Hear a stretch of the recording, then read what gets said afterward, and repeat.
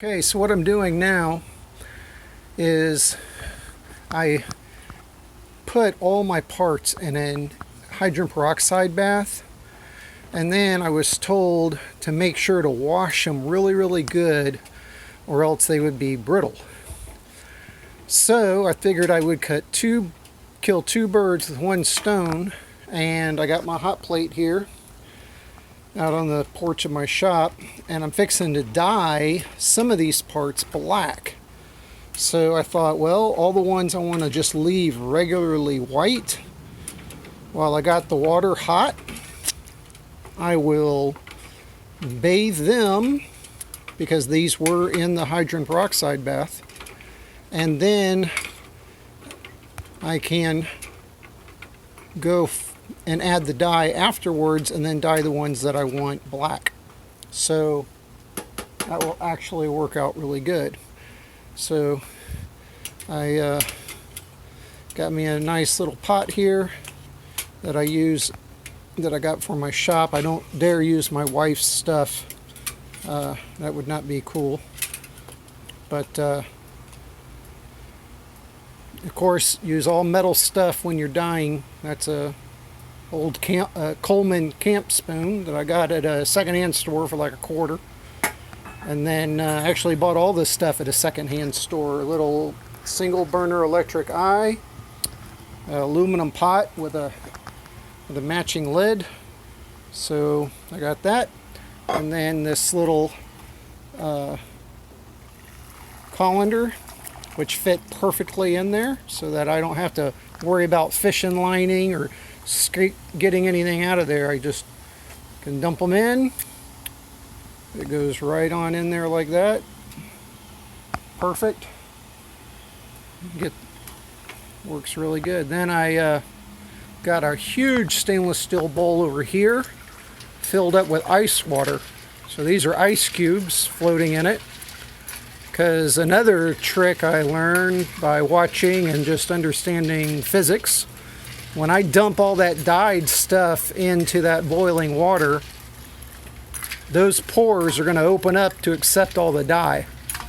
Well, after I get done soaking it, instead of just rinsing it off and under the tap, I am going to take this, just pick it straight up, bring it over, and flop it right down in an ice bath. So all those pores will just close up and harden and make the dye even more deepen and protected into the nylon. So I'm gonna take these things out now. I think they've been bathing long enough.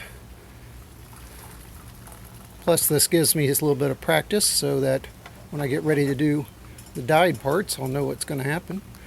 And then they will go right into this cold water here, like so. Stir them around. Make sure they all get flip-flopped around, so that if any of the hot water is left in any underneath areas or anywhere else, everything is good to go.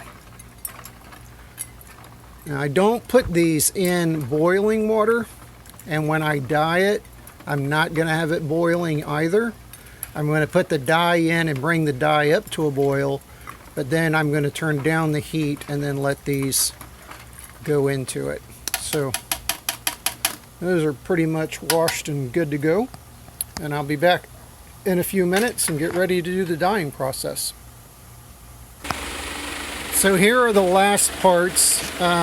It's probably loud. I got a fan going out here because it's hot as heck in Florida, but I've got the last of the parts that I had given a bath to in hydrogen peroxide in here. Along, as you can tell, there are some black rims. I bought these off eBay, and I'm going to dye them. All these parts are the ones I'm going to be dyeing black.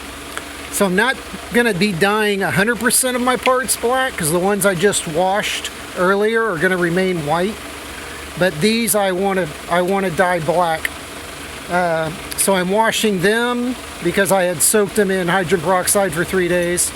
And also I'm go ahead and bathing the parts I got off eBay because I don't know the history on them and what's going on with them. So they're going to be dyed black. So everything in here will be dyed black. And it's just about done with its bath. So we're going to take that spoon away. And then all I got to do, well, I'm going to need that spoon again because that thing is hot. Got to get this other handle up. There we go. Let's try that again. All right. So there's all the parts, and out they come.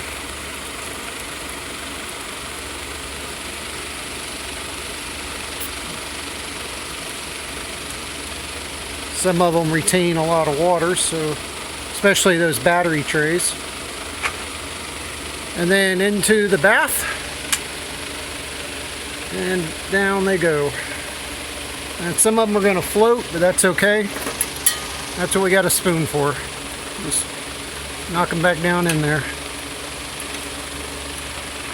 And I don't care if some of them get out of it because everything in here gets dyed black eventually. And this is cold water, so I don't mind sticking my hand in there to fish them out if I have to.